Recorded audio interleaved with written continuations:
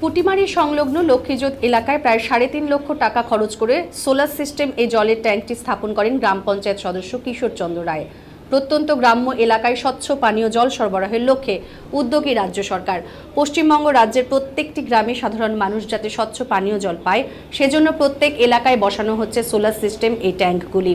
সেই মতো এলাকাবাসীদের দাবি মেনে বুধবার ফুলবাড়ি ২ নম্বর গ্রাম পঞ্চায়েতের পুটিমারি সংলগ্ন লক্ষ্মীজোত গ্রামে স্থানীয় পঞ্চায়েত সদস্য কিশোর চন্দ্র রায়ের উদ্যোগে সোলার সিস্টেম একটি জলের ট্যাঙ্ক বসানো হয়।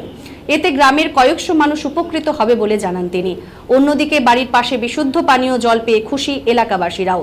বুধবার এই জলের ট্যাঙ্কটি উদ্বোধন করেন এলাকার পঞ্চায়েত সদস্য তথা ফুলবাড়ি ২ নম্বর অঞ্চলের উপপ্রধান কিশোর চন্দ্র রায়।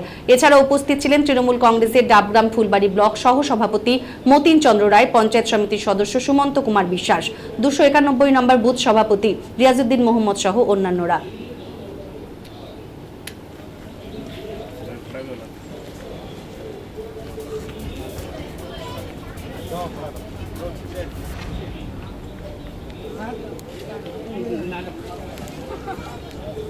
জল লাগা ইয়ারা দেন ফিল্টার করতে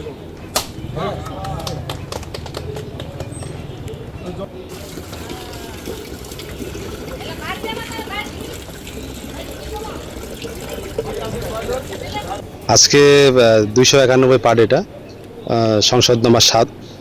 আজকে আমাদের এখানে একটা সোলার ট্যাঙ্ক বসানো হয়েছে লক্ষ্মীজোত জায়গাটার নাম। খুবই ভালো, কারণ এখানকার অনেক দিন থেকে এটা মান ছিল যে এখানে একটা জলের ট্যাঙ্ক বসানো হোক, কারণ এখানে জলটাই খুব দূষিত। আর আপনারা জানেন যে জল থেকেই শরীরের নতুন রোগ সৃষ্টি হয়। তো আমি ধন্যবাদ দিতে চাই আমাদের মাননীয় মুখ্যমন্ত্রীকে, যিনি এই প্রকল্পটা উনি উদ্বোধন করেছেন। আর আমি এটাই বলবো, কারণ হচ্ছে আমাদের এখানে লক্ষ্মীজোত গ্রামটা যেটা আছে, লক্ষ্মীজোত গ্রামটা আমাদের খুব বড়। তো অনেকদিন থেকে মানুষের এখানে একটা ডিমান্ড ছিল যে এটা জলের ট্যাঙ্ক বসানো।